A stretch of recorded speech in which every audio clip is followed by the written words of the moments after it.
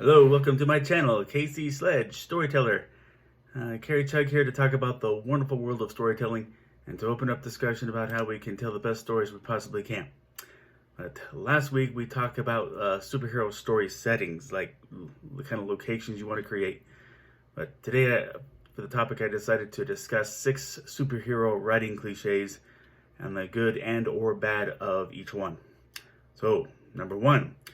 Dying family or loved one. The most frequently mentioned version of this is murdered parents.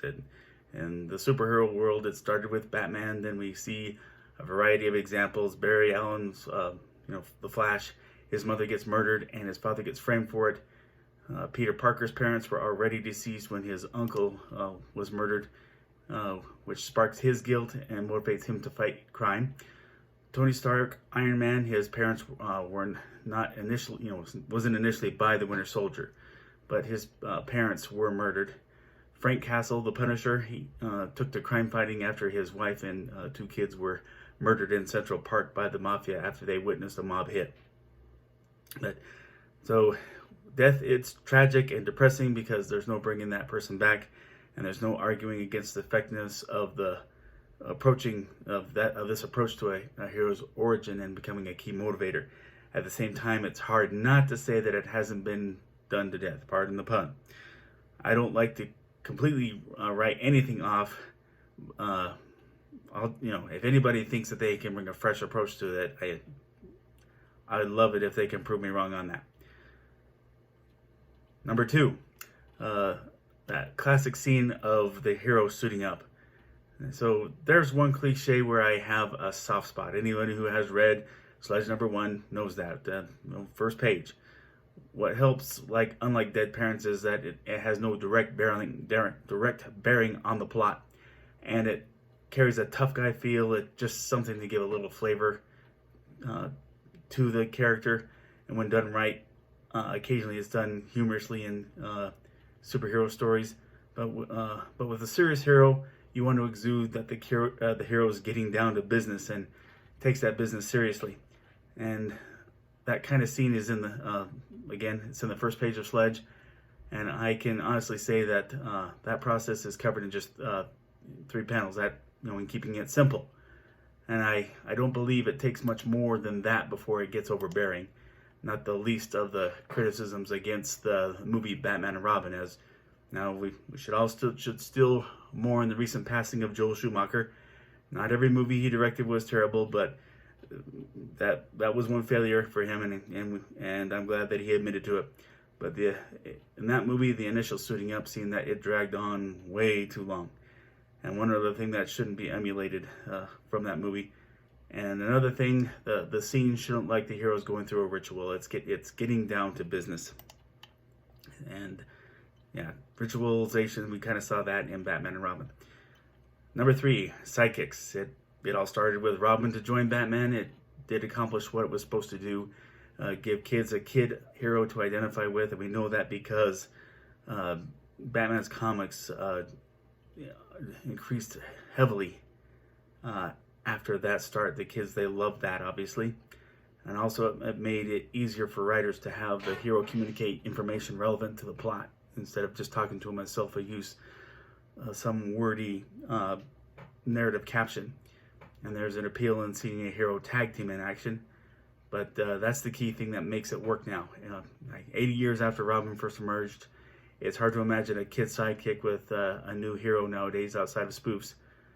But, where we've seen it work tag team-wise with adult heroes, Captain America and Falcon, Green Lantern and Green Arrow, Blue Beetle and Booster Gold, Batman and Superman, in their comic iterations. Those are all examples of team-ups where they're equal partners. No one's in charge. They're working together helps them to come up with solutions. But over the years, stories have shoehorned team-ups just for novelty's sake, which is one reason it has become a tired cliche at point. Can feel like a tired cliche. Bottom line, both characters need to be complex or at least interesting, and there needs to be chemistry, and you have to experiment to learn how to make that work. Now, number 4, heroes and villains connected. I'm not going to write this one off either, mainly because I have written several scripts where that comes into play. It makes for interesting relationship dynamic, and it's a good setting for irony. Several times it too has been shoehorned or copied by someone else, and what writers are afraid of here, I think, if they don't do it this way, the emotional stakes won't be strong enough, which makes me wish that we as an audience would have more faith in the strength of what the conflict can bring to the hero, be it from a less complex villain, a natural disaster, or tragic accident. It's all about how much it challenges the hero to make the story engaging, which is what makes us root for the hero to triumph. And also having a layered villain without connections to the hero, it's challenging, but it's worth doing so that their existence doesn't feel like everyone is in the same bubble. Number 5, damsel in distress. Now, everyone inside and outside of the storytelling craft automatically thinks along the line of the princess stuck in the villain's castle waiting for her knight in shining armor to show up.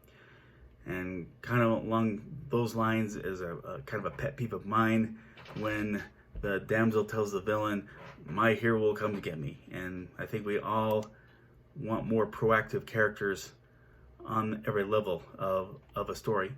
And that doesn't mean that the trope has to be a bad thing. Case in point, Batman Begins. So in that movie, yes, Batman ends up rescuing Rachel Dawes from the Scarecrow, but only after she has demonstrated some heroic initiative. And furthermore, earlier in that movie, Batman ends up in the same kind of predicament himself, and also needs to be rescued, in this case by Alfred. And all the chief characters in the story should be part of moving the story forward as best you can. And finally, number 6, losing powers. Now, why do we always see this happen with superheroes? And it's for a reason that I agree with. The writer wants to establish that the key factor in what makes the person heroic transcends having powers, and that it's all about what's in the heart. And what makes it cliche is that too often it feels like a cheap gimmick, a cheap formulaic gimmick. And back to Batman for a case in point. I do love the brilliantly done animated series, but the episode Blind as a Bat takes on that adage literally by having Bruce Wayne be blinded temporarily by a flashing light. And I will keep blindness under this category since Batman's vision is key to be one of his strengths, because one key attribute he has is his spatial awareness, and his eyesight is a big part of that. But as that story goes, Bruce knows that the Penguin is about to cause trouble, and Bruce can't wait for his sight to come back naturally. So he manages to get a visor that gives him vision, albeit not as sharp. In the middle of that climactic scene at the end, and predictably, the visor malfunctions, then he's blind again, and Batman has to defeat the Penguin while having that handicap. And in any instance when this trope is used, the focus needs to be about getting outside of formula.